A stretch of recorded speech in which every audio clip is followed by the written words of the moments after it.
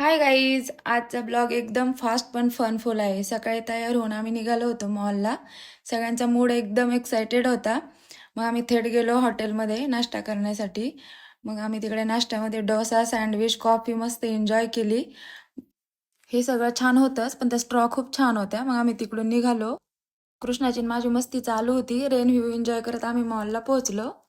थोडं लेट झालं होतं, पण थिएटरला टाईमवरच पोहोचलो. मस्त पॉपकॉर्न एन्जॉय करत आम्ही मूव्ही पाहिली. मग गेलो शॉपिंगसाठी.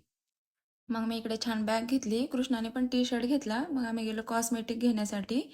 तर तिथे मी काजळ वगैरे घेतलं. तर तिथे माझा मेकअप पण करून दाखवत होते. मग मी घेतली छान ज्वेलरी. तर खूप सुंदर सुंदर ज्वेलरी भेटली मला तिथे. हे पहा, नेकलेस, इयरिंग्स.